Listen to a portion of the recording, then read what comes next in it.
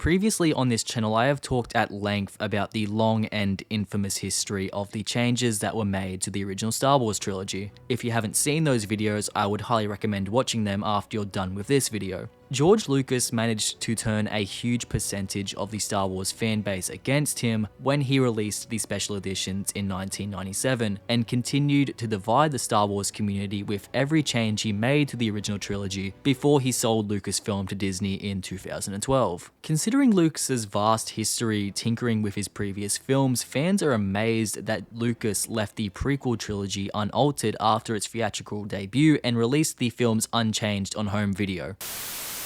Well, actually, no, that's a big fat lie. Everybody knows about Yoda being changed from a puppet to his CGI counterpart for the 2011 Blu-ray release of The Phantom Menace, but a lot of people are still unaware of the fact that all three prequel films were subject to changes as part of their home video releases. If what you've told me is true, you will have gained my trust. Now, while I can't find a direct quote to make the following statement an undeniable fact, it would be fair to assume that George Lucas was the one responsible for tinkering with the home video releases of the prequels. This is a first campaign in our effort to rule the universe. Mostly because he was the one who directed the damn movies. And we all know Georgie boy loves messing with his movies after they have finished showing in the cinema. But unlike the changes Lucas made to the original trilogy, most of the changes found in later versions of the prequels are rarely brought up among the Star Wars fandom, with the only exception being the glaringly obvious CGI Yoda in Episode 1. There is a simple answer as to why this is, of course. It's because most fans who watched the original DVD releases for each film in the trilogy didn't even realize the films had been changed when they were watching them at home for the first time. So just how severe, or perhaps more appropriately, inconsequential were these changes? Well, allow me to now take you through every change made to every film in the prequel trilogy since their respective release dates. Star Wars, it's here!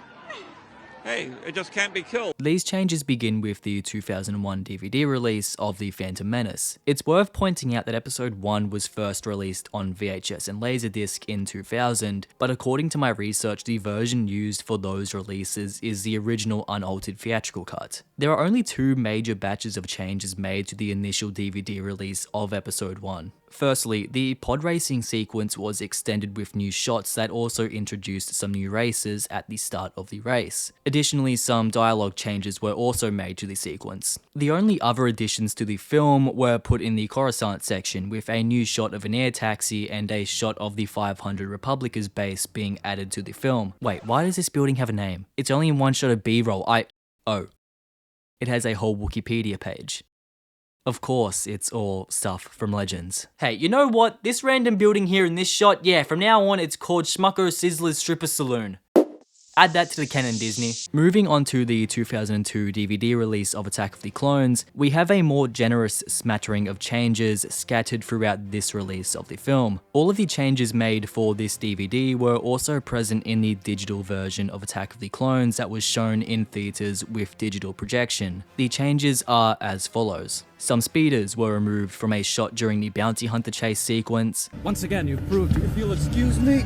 Additional dialogue was added to the scene where Anakin admits he slaughtered the Sand People. They're like animals, and I slaughtered them like animals. Additional sparks and smoke were added to Jango Fett's jetpack shortly before his death to add more emphasis to the malfunction. Padme's response to the clone trooper after falling out of the gunship on Geonosis is changed to instead of a yes. A shot of Jango headbutting Obi-Wan on Kamino was removed from the UK digital cinema release and DVD release of the film.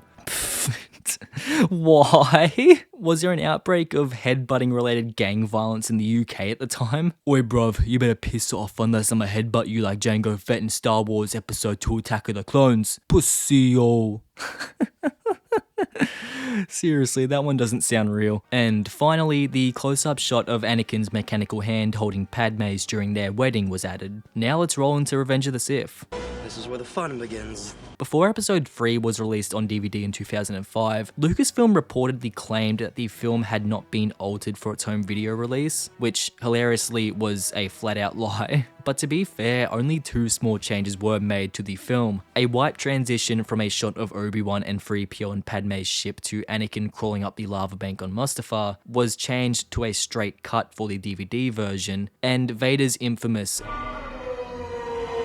was also slightly shortened. I'm amazed that someone was able to pick up on that in 2005. And that's all the changes made for each film's initial DVD release. I think we can all agree that for the most part, all of the changes made for these releases of the prequel trilogy were not noticed by most fans. But Lucas wasn't done yet, because for the 2011 Blu-ray release of the prequels, he made some changes that fans couldn't help but notice. Let's go back to episode 1 again to see what changes were made for the 2011 Blu-ray release. Obviously, we all know that the Yoda puppet was replaced with the CGI version seen in the rest of the trilogy. As for the other somewhat major changes, Qui-Gon and Obi-Wan's force speed effect was changed to add much more blur, and a close-up shot of Newt Gunray and Rune Harko. Yep, totally knew that guy was called Rune Harko before I made this video. Watching a view screen of the Jedi was changed to a wide shot with a new effect for the view screen. The additional changes are otherwise quite minor. An effects error causing Fode and Bede's hand to pass through their vest was fixed. Calls from the Senate to vote now when Queen Amidala puts forward a motion of no confidence was replaced with the sound of general uproar, and right after Jabba the Hutt's introduction before the pod race, a new voice can be heard from a spectator. Now this is pod racing.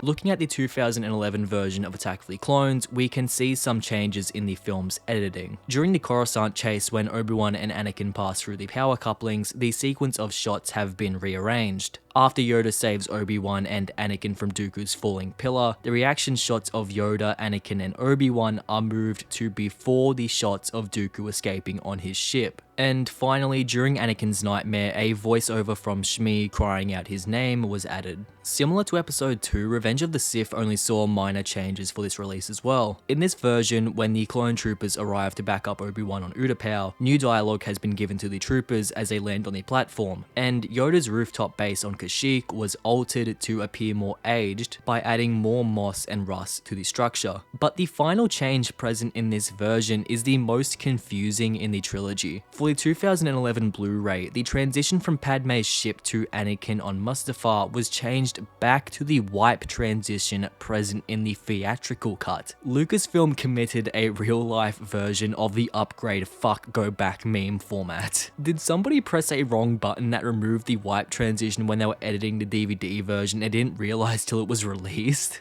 The final known change made to the prequel trilogy was for the 2012 3D theatrical re-release of The Phantom Menace. In this version, Anakin's magnetic wand in the pod racing sequence was digitally sharpened. That's it. Those are all the changes that were made to the prequel trilogy for their home media release and the subsequent versions that followed on re-releases and the transition onto new formats. However, after Disney bought Lucasfilm in 2012, they made a few slight changes to the prequel trilogy for 2 separate releases. For Disney's 2015 digital release of the films, every piece of 20th Century Fox imagery and music was removed because Disney didn't have the rights to use any of it. But then for the 2019 Disney Plus 4K restoration, all of the 20th Century Fox content was put back into the films due to the Disney-Fox merger from earlier that year, giving Disney the rights to use the content. Apparently, this version also slightly changed the film's aspect ratios for some reason. I don't know, man, I'm just starting to think people get off on changing these movies. And that, ladies and gentlemen, is now every single change made to the prequel trilogy for home media, at least according to the best of my knowledge and what's available on the web. Impossible. Perhaps the archives are incomplete.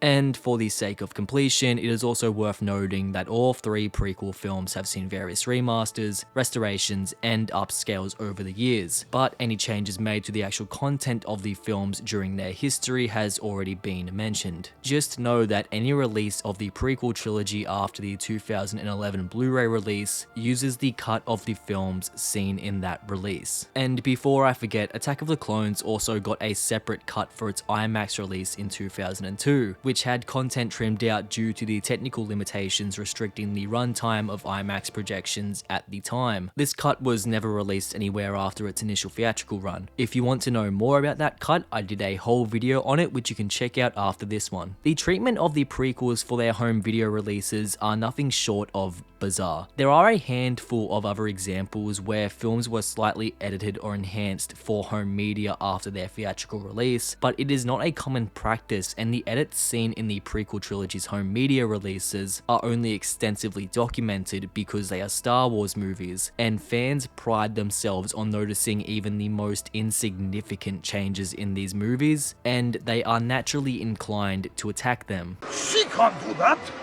Shoot her or something! So, what is the lasting impact of the changes made to the Star Wars prequels?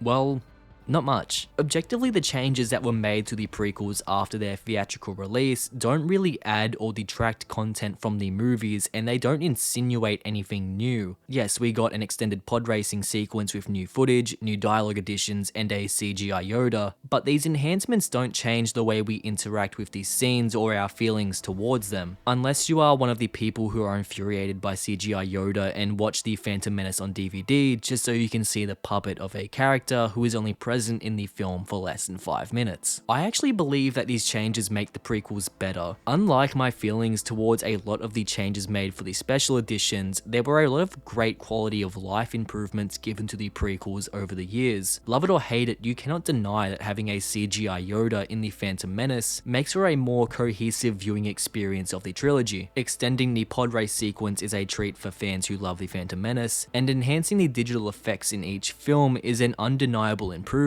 Although, on the other hand, most of the changes made to the films are so insignificant that fans argue it's insulting that the films were adjusted at all, considering they didn't really need it. But ultimately, there is one undeniable reason as to why these adjustments were made. It's because George Lucas wanted to finish his movies. When a director watches back their finished movie in a theater, it's usually the small things they missed that bug them. I'm sure that Lucas was watching Attack of the Clones one day and thought to himself he should have added more sparks to Jango Fett's jetpack to make it more obvious to the audience that his jetpack was malfunctioning. Thanks to the modern wonders of filmmaking, he was able to make his dream a reality with the DVD release. However, it is still fair to question why Lucas rearranged various scenes when these adjustments added absolutely nothing to the film. I can understand and appreciate the addition of foliage and rust to the base on Kashyyyk, but the only person who knows why they took out that wipe transition in episode 3, only to put it back in later, is George Lucas. Why, George?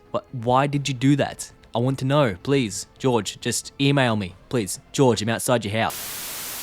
It's amazing that a whole fan base can lose their collective minds over the changes Lucas made to one trilogy and then just not care about what he did to the other one. Star Wars fans are generally positive to the changes made to the prequel trilogy, and I can confidently say that because nobody ever talks about these changes, and in the Star Wars fandom, that means people don't really have a problem with them. Objectively, the changes made to the prequels are far better than what Lucas did with the special editions because he doesn't add new elements to the film, and there is no mixing of modern CGI with 70s practical effects. Lucas made small, subtle enhancements to the prequels. If he treated the original trilogy to the same subtlety, the special editions might actually be praised today. Instead, he went ahead and put the Jedi Rock sequence in Return of the Jedi.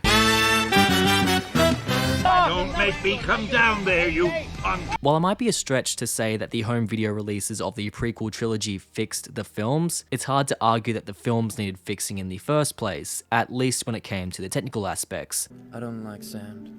You cannot deny that Lucas improved the original films with the changes he made for the physical media releases. After the disaster that was the special editions, I think we can all agree that Lucas's post-theatrical treatment of the prequel trilogy was a success. So what do you guys think? Were you aware of the changes that were made to the prequel trilogy after its theatrical release? Do you like the changes, or do you think they are as heinous as the sins Lucas committed with the special editions? I know that everybody has very specific taste when it comes to the updated versions of the Star Wars films, so I'm interested to hear your take on the altered versions of the prequels. Thanks for watching, guys. If you're looking for more Star Wars content, then be sure to check out all the other Star Wars videos on my channel. Till next time, guys, stay safe, stay happy, stay healthy, and I'll see you all in the next video.